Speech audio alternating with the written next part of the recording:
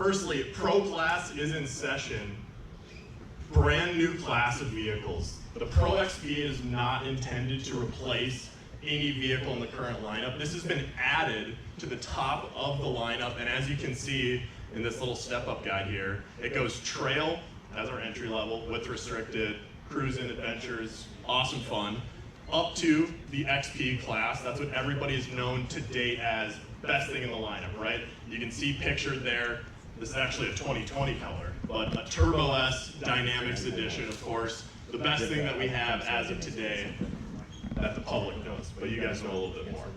Pro Class is the new vehicle and the new class that we have started at the top of the lineup, Pro Class, and it is better in every single way than the XP class. So yes, I am telling you that a 64-inch wide vehicle with 181 horsepower and a ton of cool stuff that we're going to talk about is better than a Turbo S in every way. And as Chris told you guys last night, the Turbo S is slower. It's beaten by this vehicle around a standardized test track that our engineers use for every vehicle possible. We do competitive vehicles, our own vehicles. This thing shreds the Turbo S because of some things that we're going to talk about. And the three things that we're going to talk about, they're on the floor. Have we ever had a walk around this like luxurious? Look at this. The three things that we're going to talk about, and also on the screens, are the design of this vehicle, the performance of this vehicle, and then the strength of this vehicle. And the strength is really all about quality, quality, quality, and making this thing as bulletproof as it is to drive. So firstly, the design. Guys, look at this picture. Look at this vehicle. The looks of this thing on the outside are absolutely insane.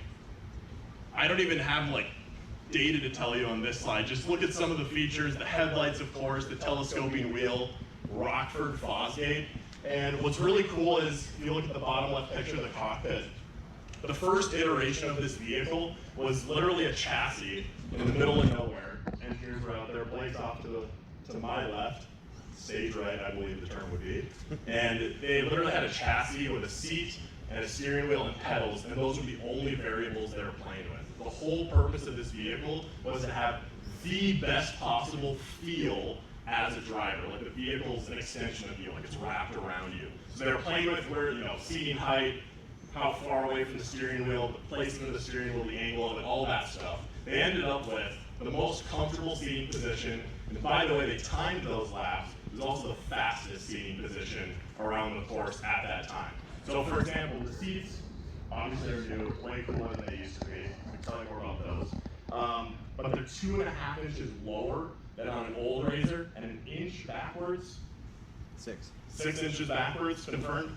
Well, there's 6 inches more legroom, but you're further away from the wheel, you're down more into the vehicle. Basically, you just feel, and hopefully felt, way more confident, like you were inside the vehicle versus kind of on top of it, like many people have said in the past about plenty of UTVs, right? However, because I know we're not the first people to just lean the seat back a little bit, we have not compromised on any of the negatives of being lower and further back in the vehicle. We've maintained the exact same sight lines that any customer would be currently aware of or appreciate in their own RZRs today. So we're very well known for having the right vision. You sit up, that helps a lot of that. Even with the lower seating position, you get the same vision, which is awesome. And the steering wheel telescope, it's infinitely adjustable. So cool. Who liked the seating position? Who felt like more a part of the vehicle, like you could trust it more in the corners, like you just were in it more? Yeah. I'm short, man. Yeah, so that's what's really cool. For me, as a giraffe, 6'5", Kevin, how tall are you? A midget. A midget. He's a midget tall. I'm like 5'6". Because the seat slides further, because the wheel goes anywhere, both short and tall people can fit in this vehicle very well. I think, Nick, you said this is the first car your wife will be able to drive? Yeah, she can reach everything? Yeah. That's super cool. And you'll fit into better as a fellow giraffe. Yeah. Awesome. Performance. So let's talk about some of the big numbers here. 181, right? 181 horsepower. That's awesome. That's a lot more horsepower than 168, by the way.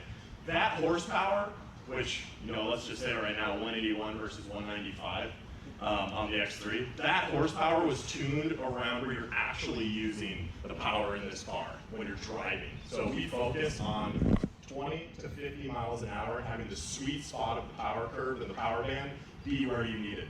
Throttling hard out of a corner, feathering through the whoops, everywhere when you're actually driving.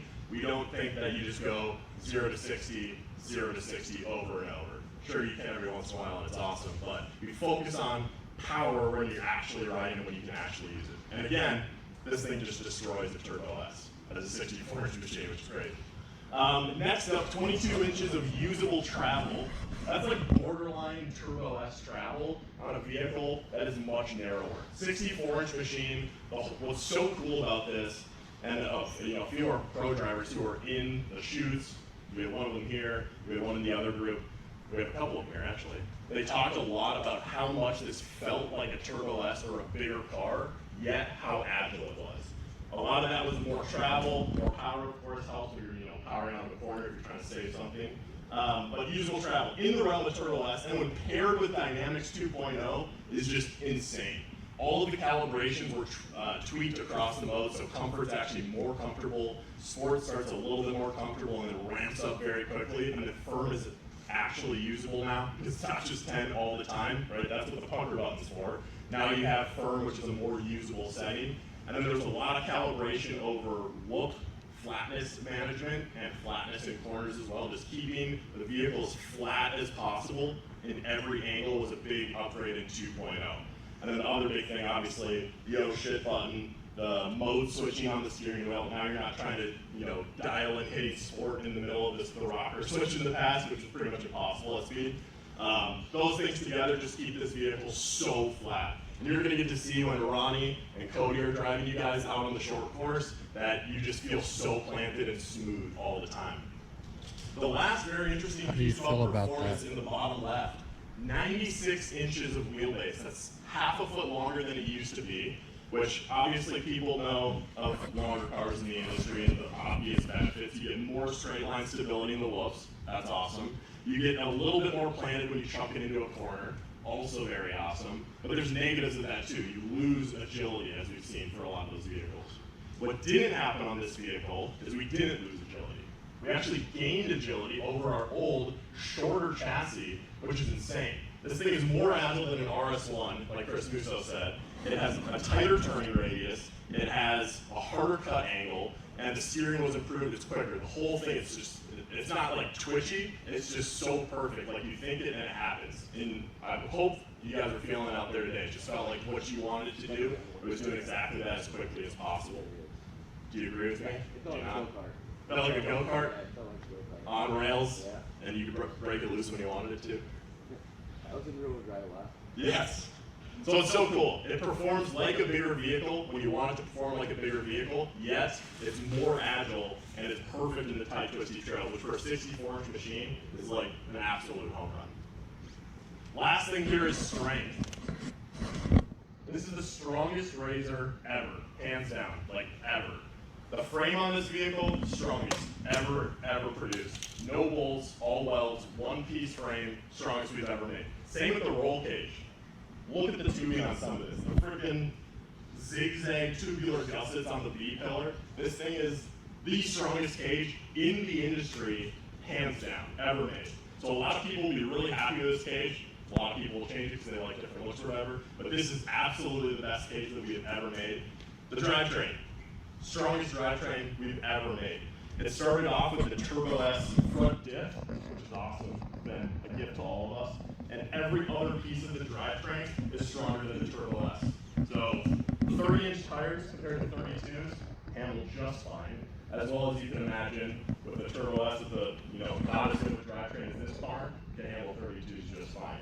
In the rear, the transmission's stronger. The axles are 8 times longer life. The prop shafts are every single piece of this vehicle. We can talk later if you want more details. In the drivetrain, it's just stronger in every way.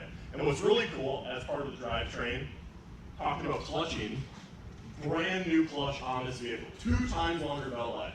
Who is stoked about that? Not enough people. Do you realize when it's less, you're changing belts more often and you're not riding? Okay, does that make sense? Awesome. 2 times longer belt life, Everything about this clutch is unbelievable. The new design has no sliders in it. It's based on a roller system. It flings dirt away from the clutches in the belt versus how it kind of used to attract it in the past. We can tell you more about that. Blake's got a lot of cool information about the clutch, but such a cool improvement. That's the number one thing that customers have said.